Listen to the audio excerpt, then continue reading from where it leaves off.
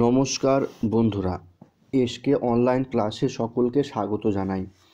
আমাদের এই চ্যানেলের মাধ্যমে আমরা এএনএম জিএনএম এন্ট্রান্স এক্সামিনেশান 2022-এর যে ক্লাস শুরু করেছি, আজকে আমাদের ভৌতবিজ্ঞানের বল ও গতি এবং নিউটনের গতিসূত্র এই চ্যাপ্টার থেকে আমরা এমসিকিউ প্রশ্ন আলোচনা করব এবং যে এমসিকিউ প্রশ্নগুলো আলোচনা করব সেগুলো তোমাদের পরীক্ষায় ক্যাটাগরি 1 এবং ক্যাটাগরি 2 টাইপের যে ধরনের প্রশ্নগুলো থাকবে সেই প্রশ্নের কথা মাথায় রেখে তোমাদের এখানে প্রশ্নগুলো সাজানো হয়েছে।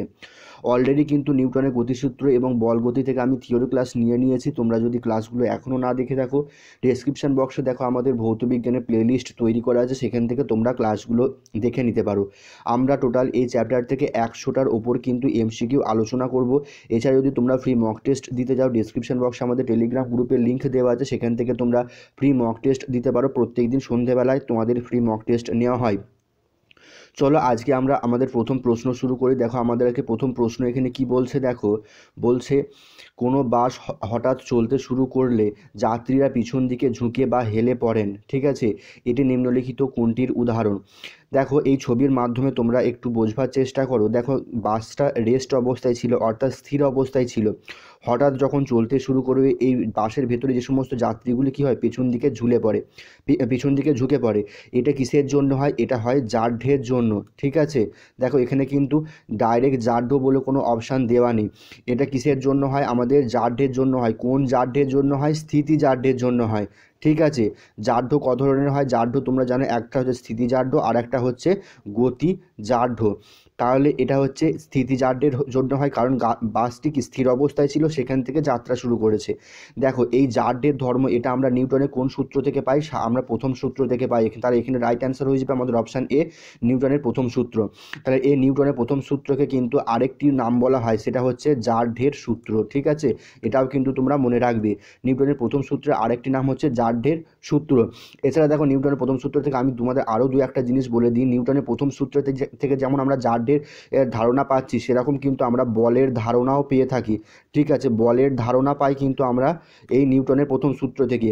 ঠিক আছে, এটা কিন্তু তোমরা খেয়াল রাখবে। আর একটা জিনিস তোমাদের বলে দিই, এটা তোমাদের প্রবলেম হয়। দেখো জিনিসটা কি, দেখো নিউটনের প্রথম সূত্র থেকে আমরা বলের ধারণা পাই, কিন্তু নিউটনের দ্বিতীয় সূত্র থেকে আমরা বলের সমীকরণ পাই বা বলটাকে পরিমাপ করতে পারি। ঠিক আছে, বল পরিমাপ করতে পারি নিউটনের দ্বিতীয় সূত্র থেকে, কিন্তু তার ধারণাটা কিন্তু আমরা পাই নিউটনের প্রথম সূত্র থেকে। এটা কিন্তু তোমাদের কনফিউজ হয়ে যায়, ওই জন্য আমি তোমাদের ক্লিয়ার করে দিলাম। চলো পরবর্তী প্রশ্নটা, 2 নম্বর প্রশ্নটা দেখে নিই কী বলছে। 2 নম্বর প্রশ্ন বলছে উলম্বভাবে ছুড়ে দেওয়া একটি বলের বেগ সময়ের সঙ্গে সঙ্গে কী হয়? দেখো যখন এই একটা কোনো বস্তুকে বা কোনো বলকে উলম্বভাবে ছুড়ে দেওয়া হয়, সেক্ষেত্রে আমার যে বেগটা হয় ঊর্ধ্বমুখী ধনাত্মক বেগ ধরা হয়। ঠিক আছে, ঊর্ধ্বমুখী ধনাত্মক বেগ কিন্তু ধরা হয়, এবং যখন এটা নিচের দিকে আসবে তখন সেটা নিম্নমুখী ঋণাত্মক হবে। ঠিক আছে, ওপর দিকে যখন বলটাকে ছোড়া হবে সেটা হয়ে যাবে ঊর্ধ্বমুখী ধনাত্মক। অপশান বি হয়ে যাবে আমাদের কিন্তু রাইট আনসার। চলো 3 নম্বর প্রশ্ন, দেখো একটা অঙ্ক আছে, দেখো অঙ্কটা করবার চেষ্টা করো। কি বলছে, কোনো একটি বস্তুর ওপর 90 নিউটন বল প্রয়োগ করলে বস্তুটির 15 মিটার পার সেকেন্ড স্কোয়ার ত্বরণ সৃষ্টি হচ্ছে। তাহলে এখানে দেখো কত বল প্রয়োগ করছে, তাহলে এফটা আমার কত হয়ে যাবে? এফটা হয়ে যাবে আমার 90 নিউটন। আর কত বেগ কত হচ্ছে, না ত্বরণ সৃষ্টি করছে কত, অর্থাৎ এ অথবা এফ যেটা তোমরা লিখতে পারো, এটা কত হয়ে যাবে? 15 মিটার পার সেকেন্ড স্কোয়ার ত্বরণ সৃষ্টি করছে। তাহলে বস্তুটির ভর বার করতে বলেছে। দেখো আমি কালকে তোমাদের একটা সূত্র শিখিয়েছিলাম, কি এফ সমান এম এ অথবা এম এফ তোমরা লিখতে পারো। দেখো এফ কত বলে দিয়েছে, এখানে 90 বলে দিয়েছে। 90 সমান তাহলে কী হয়ে যাচ্ছে? এমটা বার করতে বলেছে। এম কি বস্তুর ভর, আর এটা কত? এ বা এফটা হয়ে যাবে এখানে 15। তাহলে দেখো এখানে এমটা কি হয়ে যাবে? এমটা হয়ে যাবে আমাদের 90/15। 6×15 কত? 90। তাহলে দেখো আমাদের উত্তর হচ্ছে 6। কিন্তু দেখো বস্তুর ভর এটা কিসে আছে? 90 নিউটন, এটা এসআই আছে। 15 মিটার পার সেকেন্ড স্কোয়ার, এটাও কিসে আছে? এসআই আছে। তাহলে বস্তুর ভরের এসআই একক কি? আমাদের উত্তর হয়ে যাবে 6 কেজি, কারণ আমরা জানি কোনো বস্তুর ভরের এসআই একক হচ্ছে কেজি। তাহলে সেক্ষেত্রে আমাদের উত্তর হয়ে গেল কিন্তু 6 কেজি। দেখো অপশান দেখো কী আছে, অপশান ডি আছে আমাদের 6 কেজি। বোঝা গেল? চলো পরবর্তী প্রশ্নটা আমরা একটু দেখে নিই কী আছে। পরবর্তী প্রশ্ন বলছে, আমরা পুকুরের পানা বা সবুজ শ্যাওলাযুক্ত পথ দিয়ে হাঁটার সময় পিছলে যাই কেন? দেখো কি বলছে, পুকুরের পানা অথবা সবুজ শ্যাওলা দিয়ে যুক্ত পথ দিয়ে যখন হাঁটি তখন আমরা পিছলে পড়ি কেন? দেখো আমরা যখন রাস্তাঘাটে হাঁটি সেটা শ্যাওলা হতে পারে কিংবা কোনো মানে মসৃণ জায়গা হতে পারে, যখন বেশি মসৃণ হবে তখন আমাদের পিছলে পড়ার সম্ভাবনাটা বেশি হবে। সেটা কেন হয়? সেটা হচ্ছে যেখানে যে দুটো টাচ করছে, আমরা পায়ের সঙ্গে কি ভূমিটা টাচ করছে, এখানে কি শ্যাওলাটা, আমি শ্যাওলা ধরলাম, শ্যাওলা টাচ করছে, এই দুটোর মধ্যে যদি ঘর্ষণ বল কম হয় তখনই কিন্তু আমাদের পিছলে পড়ার সম্ভাবনা থাকে। আমরা যে রাস্তা দিয়ে হেঁটে যাই, যখন অমসৃণ রাস্তা দিয়ে হেঁটে যাই সেক্ষেত্রে যদি আমাদের ঘর্ষণ বল বেশির জন্য কিন্তু আমরা পিছলে পড়ি না, কিন্তু যখন এই ঘর্ষণ বল কমে যাবে, ঘর্ষণ বল কোথায় কমবে? যখন যে প্লেন সারফেসের ওপর দিয়ে যাবো সেই সারফেসটা অর্থাৎ সেই ভূমিটা যখন মসৃণ হবে বেশি, তখন কিন্তু আমাদের পিছলে পড়ার সম্ভাবনাটা বেশি হয়। সেটা কিসের জন্য হয়? সেটা হচ্ছে পা এবং পথের মধ্যে ঘর্ষণ কমে যায়, এই জন্য কিন্তু আমরা পিছলে পড়ে যাই। যখন এই ঘর্ষণ বল কমে যায় তখনই কিন্তু আমাদের পিছলে পড়ার সম্ভাবনা থাকে। ঠিক আছে, চলো পরবর্তী প্রশ্নটা দেখে নিই। পরবর্তী প্রশ্ন দেখো, একটা অঙ্ক আছে, কি বলছে দেখো অঙ্কটা এখানে। অঙ্কটা বলছে 20 গ্রাম ভরের বস্তুর ওপর কত বল প্রয়োগ করলে 5 সেন্টিমিটার পার সেকেন্ড স্কোয়ার ত্বরণ সৃষ্টি হবে? দেখো আমাদের যেগুলো বলেছে সেটা লিখে নিই প্রথমে। এখানে কি বলেছে? 20 গ্রাম ভর, তাহলে কি আমাদের এমটা বলে দিয়েছে কত? 20 গ্রাম। ঠিক আছে, বোঝা গেল। তারপরে কি বলে দিয়েছে? 5 সেন্টিমিটার পার সেকেন্ড স্কোয়ার ত্বরণ সৃষ্টি হবে। তাহলে আমি অ্যাক্সেলারেশন কত হচ্ছে আমার, ত্বরণ কত হচ্ছে? 5 সেন্টিমিটার পার সেকেন্ড স্কোয়ার। আমাকে বার করতে বলেছে কি কত বল প্রয়োগ করলে, তাহলে আমাকে বার করতে হবে কিন্তু এফটা কত সেটা বার করতে হবে। সেই সূত্রে বসাও, এফ সমান কি এম এ, একই সূত্র।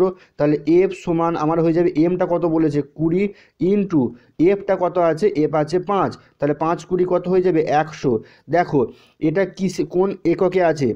গ্রামটা কিসে আছে? সিজিএসে। তোমার না সরি, ভরটাই আছে সিজিএসে, আর ত্বরণটাও কিন্তু তোমার সেন্টিমিটার পার সেকেন্ড স্কোয়ার, এটাও কিন্তু সিজিএসে আছে। তাহলে যে ফোর্সটা, যে বলটা উৎপন্ন সেটাও তো সিজিএসে হবে। সিজিএসে বলের একক কি? ডাইন। তাহলে আমাদের অ্যান্সার হয়ে যাবে কিন্তু 100 ডাইন বল প্রয়োগ করতে হবে। বোঝা গেল? চলো পরবর্তী প্রশ্নটা দেখে নি কি আছে। 6 নম্বর প্রশ্ন বলছে, দেখো এই প্রশ্নটা আমি অলরেডি তোমাদের আলোচনা করে দিয়েছি। নিউটনের প্রথম গতিসূত্র হিসাবে পরিচিত কি? নিউটনের প্রথম গতিসূত্র কিসের আরেকটা নাম কি? আরেকটা হচ্ছে জারঢের সূত্র। ঠিক আছে, আমি আগেই বললাম জারঢের সূত্র। এবার অপশানগুলো দেখি, ঘর্ষণের সূত্র না, ঘর্ষণের সূত্র নয়। ত্বরণের সূত্র না, ত্বরণের সূত্র নয়। ভরবেগের সূত্র না, ভরবেগের সূত্র নেই, তাহলে কোনোটাই নয়। অপশান ডি হয়ে যাবে কিন্তু আমাদের রাইট অ্যান্সার। কারণ কি জানি আমরা নিউটনের প্রথম সূত্রকে জারঢের সূত্র হিসাবে জেনে থাকি। চলো পরবর্তী প্রশ্নটা দেখিনি কি আছে। 7 নম্বর প্রশ্ন বলছে, দেখো 3টি প্রাথমিক একক দিয়ে গঠিত এমন একটি রাশি হলো, দেখো মন্দন হবে না। মন্দন কাকে বলে? ঋণাত্মক ত্বরণকে আমরা মন্দন বলি। ত্বরণ কাকে বলে? বেগ পরিবর্তনের হারকে আমরা ত্বরণ বলে থাকি। তাহলে এটা হবে না। দ্রুতি, এটাও হবে না, কারণ দ্রুতি সমান কি? দ্রুতি সমান আমরা জানি দূরত্ব বাই সময়, তাই তো? দূরত্ব বাই সময়, তাহলে দূরত্ব একটা, সময় একটা, এটা দুটো রাশি নিয়ে গঠিত, তাহলে এটাও আমার হলো না। ত্বরণ, মন্দন না হলে কিন্তু ত্বরণও হবে না। ভরবেগ সমান কি? ভর ইন্টু বেগ। এবার তোমরা বলবে স্যার আমাদের রাইট অ্যান্সার হবে ভরবেগ। কেন হবে দেখো বলে দিচ্ছি তোমাদের। আমরা কি জানি? ভরবেগ সমান ভর ইন্টু বেগ, আমি কালকের ক্লাসে তোমাদের বলেছি। আবার কি দেখো, তাহলে এখানে দুটো রাশি হচ্ছে, তাহলে 3টে রাশি তো আমার হচ্ছে না। দেখো এটাকে যদি আমি আরও ভাঙি, ভর ইন্টু বেগ সমান কি? সরণ বাই কি? সময়, তাই তো? বেগ সমান হচ্ছে সরণ বাই সময়। তাহলে সরণ একটা, সময় একটা, ভর একটা, তাহলে কতগুলো হলো? 3টে কি আমার হলো না এখানে? তাহলে 3টে হয়ে গেল। তাহলে সেক্ষেত্রে আমার এখানে কি হলো? রাইট অ্যান্সার হবে কিন্তু আমাদের ভরবেগ। বোঝা গেল? চলো পরবর্তী প্রশ্নটা দেখিনি কি আছে। পরবর্তী প্রশ্ন অর্থাৎ 7 নম্বর প্রশ্ন বলছে, দেখো বলের পরিমাপ করা হয়, আমি তোমাদের কিন্তু আগেই বললাম বলের পরিমাপ করা হয় কিন্তু নিউটনের দ্বিতীয় সূত্র থেকে, আর বলের ধারণা পাওয়া যায় কিন্তু নিউটনের প্রথম সূত্র থেকে। এই দুটো জিনিস যেন তোমাদের ক্লিয়ার থাকে, তোমাদের ভুল না হয়। দেখো পরের প্রশ্নই দিয়েছি কিন্তু আমি, ওই জন্যে বলের ধারণা পাওয়া যায় নিউটনের প্রথম সূত্র থেকে। ঠিক আছে, অপশান এ হয়ে যাবে আমাদের রাইট অ্যান্সার। আর আগেরটা কি ছিল? আগেরটা সঠিক উত্তর হয়ে যাবে অপশান বি। ঠিক আছে, চলো পরবর্তী প্রশ্নটা দেখিনি। দেখো 10 নম্বর প্রশ্নটা আমাদের কি বলছে একটু ভালো করে বুঝবার চেষ্টা করবে। বলছে 1 কিগ্রা ভরের কোনো বস্তুর ওপর 1 মিটার পার সেকেন্ড স্কোয়ার ত্বরণ সৃষ্টি কে কী বলে। দেখো আমি তোমাদের কালকে বলেছিলাম কি বলছে, দেখো 1 কিগ্রা ভরের ওপর কোনো 1 কিগ্রা ভরের কোনো বস্তুর ওপর যে বল প্রয়োগ করে 1 মিটার পার সেকেন্ড স্কোয়ার ত্বরণ সৃষ্টি তাকে কী বলে, 1 নিউটন বলে। আমি কি কালকে বলেছিলাম এটা? বলছে 1 কিগ্রা ভরের কোনো বস্তুর ওপর যে বল প্রয়োগ করে যদি 1 মিটার পার সেকেন্ড স্কোয়ার ত্বরণ সৃষ্টি হয় সেক্ষেত্রে সেই বলকে বলবো আমরা কিন্তু 1 নিউটন। অপশান এ হয়ে যাবে আমাদের কিন্তু রাইট আনসার। চলো পরবর্তী প্রশ্নটা দেখে নিই। পরবর্তী প্রশ্ন দেখো কি বলছে এখানে, ক্রিয়া ও প্রতিক্রিয়া এর মধ্যে কোনটি আগে সক্রিয় হয়, মানে কি ক্রিয়া এবং প্রতিক্রিয়ার মধ্যে কোনটি আগে সংগঠিত হয়। দেখো একটা জিনিস যেমন কার্য না করলে যেমন কর্মসিদ্ধি হয় না, সেক্ষেত্রে ক্রিয়া না করলে কিন্তু প্রতিক্রিয়া হয় না। আগে কিন্তু সর্বদা ক্রিয়া হবে, তারপর কিন্তু সেই রেসপেক্টে কিন্তু আমাদের প্রতিক্রিয়া সম্পন্ন হবে। তাহলে অলওয়েজ কিন্তু সর্বদা কিন্তু ক্রিয়া আগে হবে, তারপর কিন্তু প্রতিক্রিয়া হবে। এই ক্রিয়া না হলে কিন্তু প্রতিক্রিয়া সম্ভব নয়। তারপরে 12 নম্বর প্রশ্ন দেখো কী বলছে। 12 নম্বর প্রশ্ন বলছে কোনো বস্তু কোন সূত্র প্রয়োগ করে সাঁতার কাটা সম্ভব হয়। সাঁতার কাটা জিনিসটা কি বলো দেখিনি। সাঁতার কাটার সময় আমরা হাতের দ্বারা কি জলের ওপর বল প্রয়োগ করি, এবং জলের ওপর যখন বল প্রয়োগ করি জলও কিন্তু আমাদের হাতের ওপর বা বডির ওপর এক ধরনের বল প্রয়োগ করে। তাহলে কি যদি আমরা হাতের সাহায্যে জলের ওপর যে বলটা প্রয়োগ করলাম সেটাকে কি ধরবো, ক্রিয়া ধরবো। আর মানে জল দ্বারা যে বলটা আমাদের শরীরের ওপর বা হাতের ওপর প্রয়োগ করা হবে সেটা কী হবে, প্রতিক্রিয়া। তাহলে দেখো প্রতিক্রিয়া, তাহলে ক্রিয়া এবং প্রতিক্রিয়া এটা কোন সূত্র থেকে পাই, প্রত্যেক ক্রিয়া এবং প্রতিক্রিয়ার সমান এবং বিপরীতমুখী প্রতিক্রিয়া আছে, এটা কোন সূত্র থেকে পাওয়া যায়, নিউটনের তৃতীয় সূত্র। তাই সাঁতার কাটা কিন্তু নিউটনের তৃতীয় সূত্র প্রয়োগ করা হয়। এছাড়া তোমাদের যে নৌকা দাঁড় বাওয়া, নৌকা যে দাঁড়ের সাহায্যে যেগুলো সামনের দিকে চলে সেগুলো কি হবে, সেটাও কিন্তু নিউটনের তৃতীয় সূত্র থেকেই কিন্তু আমরা পেয়ে থাকি। পরবর্তী প্রশ্ন দেখো কি বলছে। 13 নম্বর প্রশ্নটা বলছে তৃতীয় সূত্র অনুযায়ী ক্রিয়া এবং প্রতিক্রিয়ার মধ্যবর্তী কোণের মান কত। এটা ভালো করে মনে রাখবে, মধ্যবর্তী কোণ কিন্তু আমাদের 180 ডিগ্রি হয় ক্রিয়া এবং প্রতিক্রিয়া। দেখো এই একটা বস্তু আছে, ঠিক আছে, এই বস্তুর ওপর আমি একটা বল প্রয়োগ করলাম, সঙ্গে সঙ্গে এটাকে যদি আমি ক্রিয়া ধরবো, ঠিক আছে। আর এই বস্তু দ্বারা সঙ্গে সঙ্গে কিন্তু এই বস্তুর যে আমরা যে বলটা প্রয়োগ করেছিলাম তার উপর আরেকটা বল যে ক্রিয়া করবে সেটাকে কি বলবো, প্রতিক্রিয়া। তাহলে এই যে সরলরেখা বরাবর একটা ক্রিয়া করলো না, তাহলে এই সরলরেখা বরাবর যে কোণটা এটা কত ডিগ্রি আমরা জানি, 180 ডিগ্রি, তাই তো। তাহলে সবসময় মনে রাখবে তৃতীয় সূত্র অনুযায়ী ক্রিয়া এবং প্রতিক্রিয়ার মধ্যবর্তী কোণের মান কিন্তু সর্বদা আমাদের কিন্তু 180 ডিগ্রি হয়ে থাকে। চলো পরবর্তী প্রশ্নটা দেখে নিই। পরবর্তী প্রশ্ন 14 নম্বর প্রশ্ন কি বলছে দেখো, দড়ি টানাটানি খেলায় দড়ির উভয় প্রান্তে টি বল প্রয়োগ করলে দড়ির টান কী হবে। দেখো জিনিসটা কি হয়, এইদিকে দড়ি টানাটানি খেলা এটা হচ্ছে মিডিল পয়েন্ট, ঠিক আছে। এইদিকের লোকগুলো কোন দিকে টানবে, দড়িটা এদিকে টানবে, আর এইদিকে যে সমস্ত লোকগুলো আছে এইদিকে টানবে। আমি ধরলাম এইদিকেও টি বল এদিকেও টি বল, ঠিক আছে। সেক্ষেত্রে একটা জিনিস মনে রাখবে, যখন দুদিকেই টি বল প্রয়োগ করা হবে তাহলে দড়ির ওপর যে টানটা হবে সেটাও কিন্তু টি হবে, টুটি কিন্তু কোনো দিন হবে না, ঠিক আছে, সেটা কিন্তু টি হবে। এটাকে বোঝাতে গেলে তোমাদের বিশ্লেষণ করতে হবে, তোমরা জাস্ট এটা মনে রাখো, তোমাদের ডিটেলসে কিন্তু এটা আসবে না, ঠিক আছে। দড়ি টানাটানি খেলার দড়ির উভয় প্রান্তে যদি টি বল প্রয়োগ করা হয় সেক্ষেত্রে দড়ির উপর যে বলটা অনুভব হবে সেটাও কিন্তু টি বলই অনুভব হবে, ঠিক আছে। চলো পরবর্তী প্রশ্ন অর্থাৎ 15 নম্বর প্রশ্নটা দেখে নিই। 15 নম্বর প্রশ্ন কি বলছে, তো বলের এসআই একক কি। বলের এসআই একক আমি এখানে কি বললাম, নিউটন। এই নিউটন ছাড়াও তোমাদের কিন্তু আর একটা একক থাকতে পারে, সেটা কিন্তু ভালো করে মনে রেখে দেবে। আর এককটা কীভাবে বেরোচ্ছে সেটা দেখো আমি তোমাদের একটুখানি ক্লিয়ার করে দিই। একটা একক তো নিউটন তুমি জানলে, আর একটা একক দেখে নাও। আমরা কি জানি, ফোর্স, আমরা পি সমান কি জানি, পি সমান এম এফ, অথবা এফ সমান এম এ, ঠিক আছে। তোমরা যেটা খুশি লিখতে পারো। এখানে এমটা কি বস্তুর ভর আর এফটা হচ্ছে বস্তুর ত্বরণ, ঠিক আছে। তাহলে পি সমান এম মানে কি, এম যদি আমি এসআই এককও ধরি, বস্তুর ভরের এসআই একক কি, কেজি, তাই তো। তারপর ত্বরণের এসআই একক কি, মিটার পার সেকেন্ড স্কোয়ার। তোমাদের কাছে কিন্তু অনেক জায়গায় এরকমও তোমাদের একক দিয়ে দিতে পারে, KG, metre per second square. এটা কিসের একক, এটাও কিন্তু তোমাদের বলের একক হয়ে যাবে বা ফোর্সের একক হয়ে যাবে, ঠিক আছে। এটাও কিন্তু মনে রাখতে হবে, KG metre per second square. তোমাদের নিউটন না দিয়ে যদি KG metre per second square দিত তাহলেও কিন্তু সেটা বলের একক হতো, ঠিক আছে। চলো পরবর্তী প্রশ্নটা দেখে নিই, অর্থাৎ 16 নম্বর প্রশ্নটা কি আছে বলছে, একটি বস্তুর বেগ 20 সেন্টিমিটার পার সেকেন্ড, ঠিক আছে, এবং বস্তুর ভর 2 কেজি, বস্তুর ভর বেগ কত। দেখো এইখানে তোমাদের কিন্তু গন্ডগোল হবে, তোমরা মনে করবে একদম সহজ, হ্যাঁ সহজই অঙ্কটা, কিন্তু একটু ডিটেলসে তোমাদের জানতে হবে। দেখো দুটো ইউনিটের মধ্যে কিন্তু পার্থক্য আছে, সেন্টিমিটার পার সেকেন্ড স্কোয়ার কিসের একক, সিজিএস এর একক, কেজি কিসের একক, এসআই এর একক, দুটোই সিজিএস এবং এসআই একক কিন্তু এখানে মিশিয়ে দিয়েছে। তোমাদের হয় সিজিএস করতে নিতে হবে, না হলে কিন্তু এসআই করে নিতে হবে। দেখো আমি দুটো সিজিএসে করে নিচ্ছি। আমাদের বেগ, বেগ কি বলেছে, আমি ভিটা কত জানি, ভি আমাকে বলে দিয়েছে 20 centimetre per second square, sorry ত্বরণ তো এটা, এটা সেকেন্ড স্কোয়ার হবে না, সরি এটা সেকেন্ড স্কোয়ার হবে না, শুধু সেকেন্ড হবে, ঠিক আছে, এটা কিন্তু ভুল করবে না, বেগ সেকেন্ড স্কোয়ার হলে সেন্টিমিটার পার সেকেন্ড হয়, ঠিক আছে। এবং বস্তুর ভর কত বলেছে 2 কেজি, তাহলে এমটা হয়ে যাবে আমার 2 কেজি।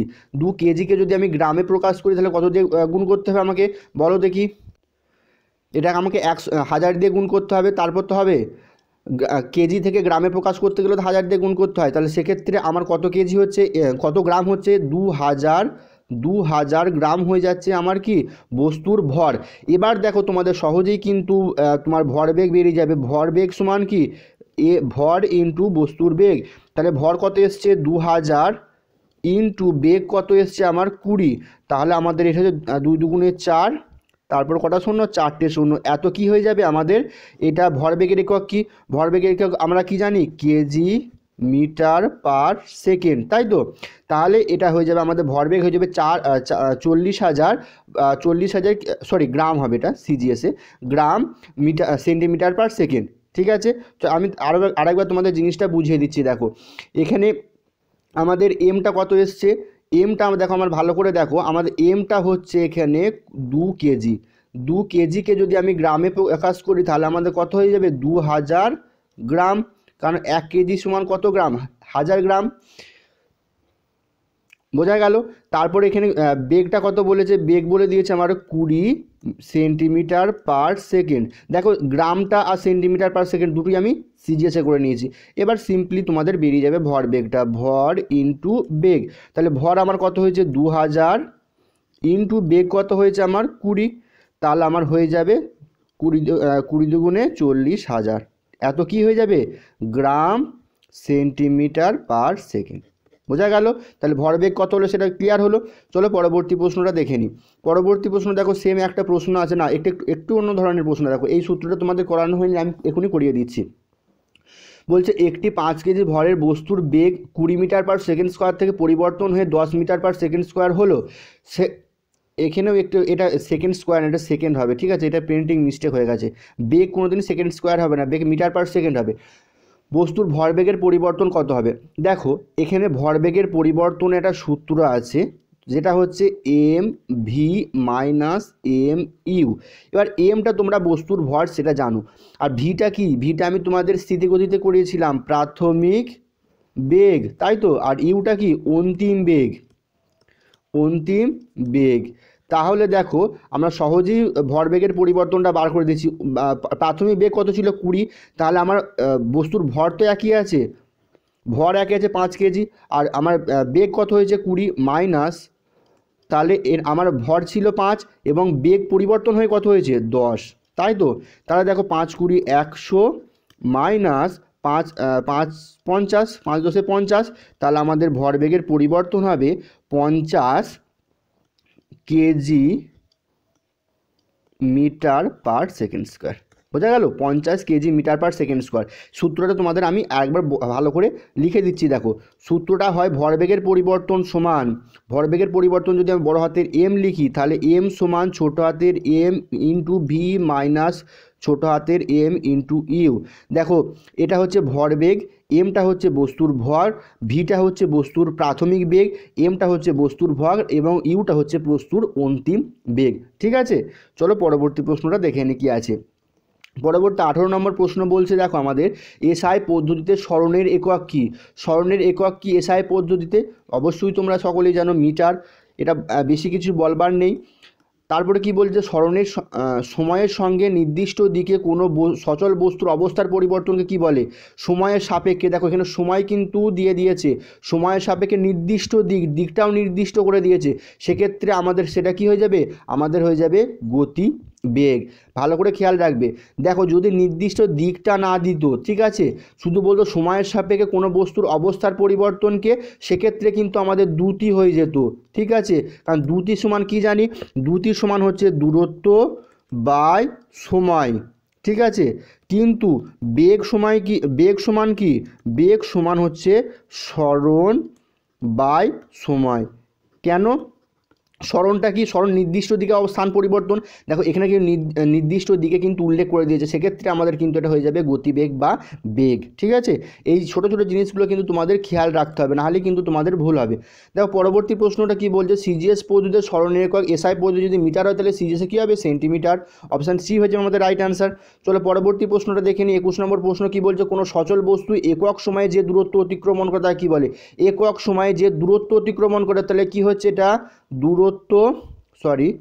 দূরত্ব বাই সময়। দূরত্ব বাই সময়কে কি বলি, আমরা আগেই বললাম এটা কি, কার সূত্র, দ্রুতি সূত্র। তাহলে আমাদের উত্তর হয়ে যাবে কিন্তু অপশান এ, দ্রুতি সমান আমরা জানি দূরত্ব বাই সময়। এবার তো এর সিজিএস এসআই একক একবার বার করে দিই, তাহলে সিজিএস একক কী হবে, দূরত্ব সিজিএস একক সেন্টিমিটার, আর সময়ের একক হচ্ছে সেকেন্ড।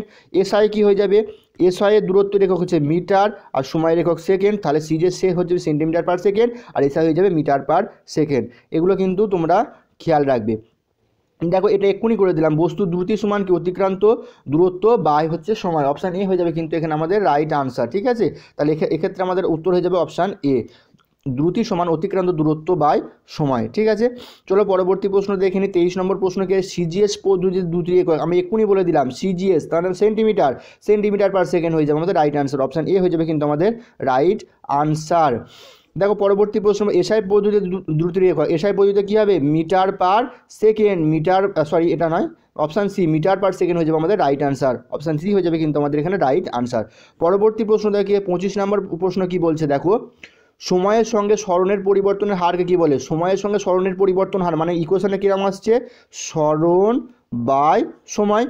সরণ বাই সময় সমান কি, আমি আগেই বললাম তোমাদের কি, এটা কার ইকুয়েশন, এটা হচ্ছে বেগের ইকুয়েশন, বেগ সমান সরণ বাই সময়। তাহলে এখানে সরণের সময়ের সঙ্গে সরণের পরিবর্তন হারকে কী বলবো আমরা বলবো বেগ। এরও এককটা আমরা বার করে নিই, সিজিএস। দেখো সিজিএসে কী হবে, তাহলে সরণ এক সিজিএস হবে সেন্টিমিটার, আর সময়ের একক সেকেন্ড।